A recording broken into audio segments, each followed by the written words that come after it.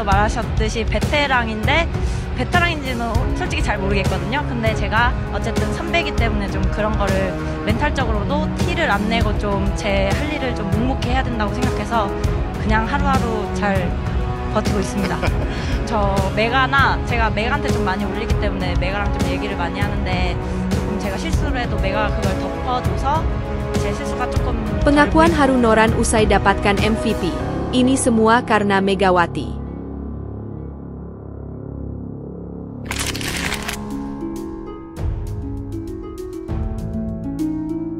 뒤쪽으로 몸을 돌리면서 자 입이 그냥 바짝바짝 탑니다. 네.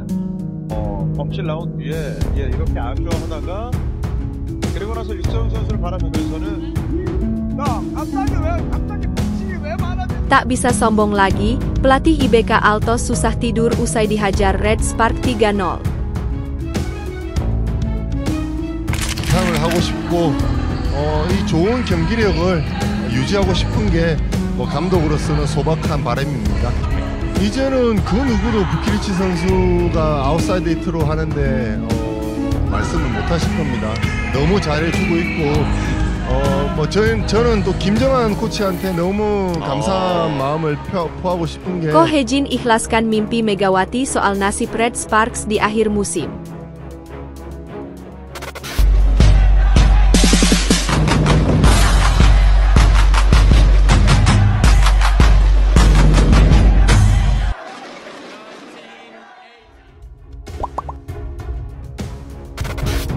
Pengakuan haru Noran usai dapatkan MVP. Ini semua karena Megawati. Siapa yang menyangka bahwa pertandingan itu sepertinya Noran mustahil sekali bisa raih MVP pertamanya tanpa Megawati yang asri? Bagaimana tidak, peran Megawati di pertandingan itu bahkan sejak beberapa pertandingan terakhir benar-benar membantu Noran baik itu secara fisik ataupun non-fisik. Apa yang dimaksud bantuan Megawati secara fisik di atas lapangan? Maksud bantuan secara fisik di atas lapangan melainkan adalah Megawati selalu menempati posisi untuk melengkapi posisi Noran. Tak hanya di pertandingan melawan IBK Altos saja, di mana pada poin krusial Megawati dirinya benar-benar membantu secara utuh. Megawati terlihat pentang-panting menjadi libero menjaga posisi yang tidak bisa digapai oleh Noran, hingga para pemain IBK Altos begitu sempurna. Fakta menariknya lagi, satu-satunya pemain yang mengisi posisi libero di atas lapangan hanyalah Megawati saat bertanding.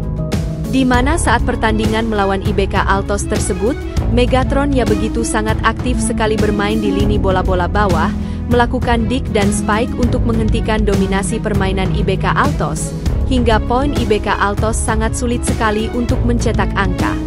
Jika kita berpikir bahwa Megawati menjadi libero hanya di pertandingan melawan IBK Altos saja, maka itu semuanya salah total. Di mana di pertandingan sebelumnya saat melawan Hyundai, Megawati menjadi libero dengan mode defender dengan super dig yang rasio 90% berhasil, yang paling tinggi selain Noran. Total ada 18 kali dig yang dilakukan oleh Megawati saat bertanding melawan Hyundai.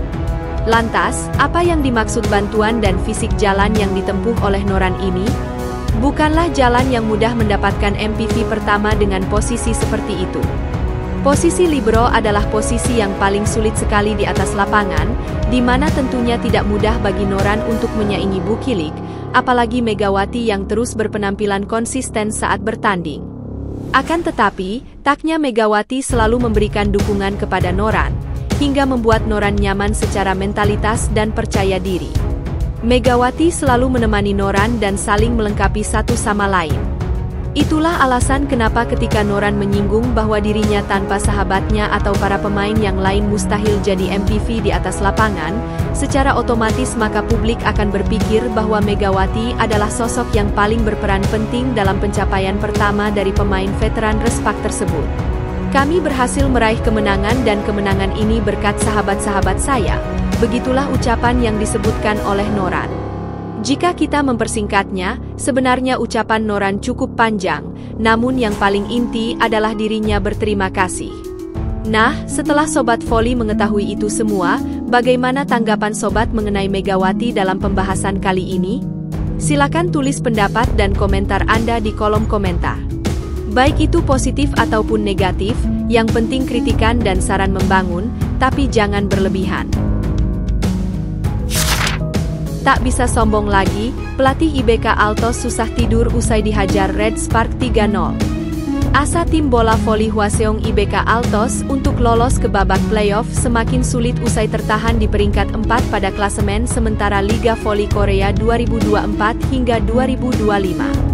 IBK Altos tak mampu mencuri poin saat bertandang ke markas Daejeon Jungkwanjang Red Sparks di Chungmu Gymnasium, Korea Selatan, Rabu, 12 Februari 2025. Mereka kalah dengan skor 0-3, 20-25, 17-25, 22-25. Hasil tersebut merupakan kekalahan ke-10 dari 11 pertandingan terakhir dari IBK Altos.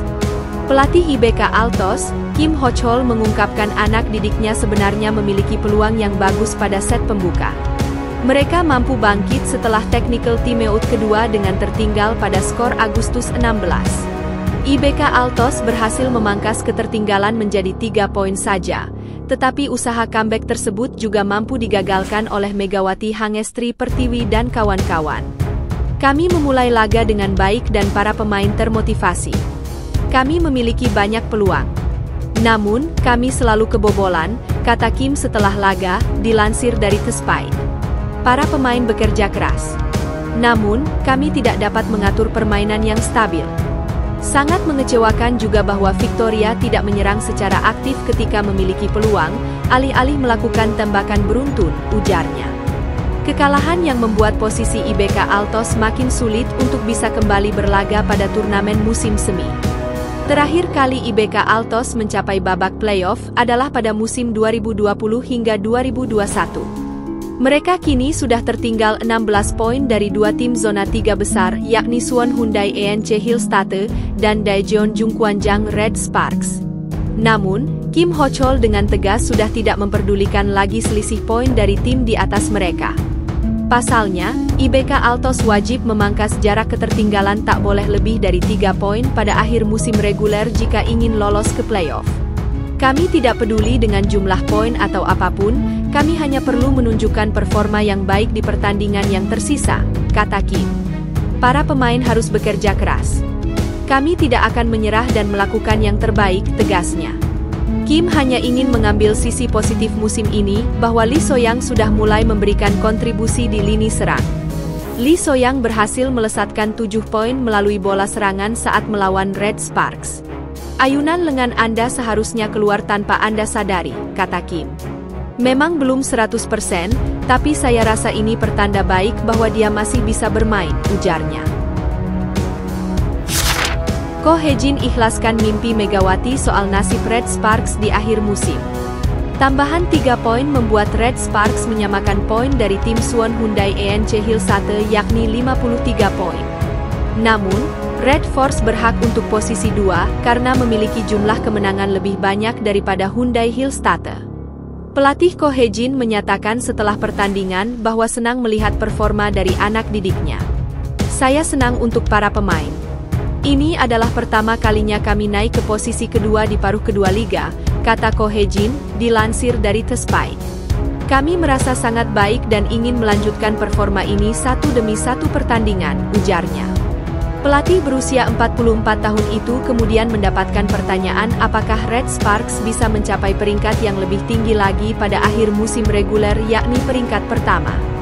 Harapan yang sudah diungkapkan oposite asal Indonesia, Megawati Hangestri Pertiwi sejak putaran keempat lalu. Megawati menginginkan Red Sparks bisa finish di peringkat ke-1 untuk mempermudah langkah mereka pada turnamen musim semi. Saya ingin Red Sparks menjadi nomor 1, dan itu sulit bagi saya musim lalu ketika saya bermain voli musim semi dari bawah ke atas, kata Mega, beberapa waktu lalu. Saya ingin melakukan yang terbaik untuk melakukan hal-hal yang diberikan kepada saya tanpa memikirkan peringkat terlebih dahulu, dan kemudian hasilnya akan datang, ujarnya. Ko Hye-jin menjawab bahwa tidak mudah bagi Red Sparks untuk mencapai peringkat 1 dengan berjuang sendirian. Artinya, Red Sparks membutuhkan bantuan atau hasil dari tim-tim lain untuk menghentikan pemuncak klasemen, Incheon Heungkuk Live Pink Speeders. Apalagi Pink Speeders saat ini cukup nyaman memimpin dengan selisih 11 poin dari Red Sparks dan Hyundai Hillstate, dan menyisakan 9 pertandingan lagi. Sulit untuk menjadi yang pertama dengan berjuang sendirian, bahkan jika kami memenangkan satu pertandingan di putaran ke-6 melawan Heungkuk Live, itu sulit, ujar Ko Hye-jin. Ketika Anda fokus pada keunggulan, seluruh tim menjadi sensitif.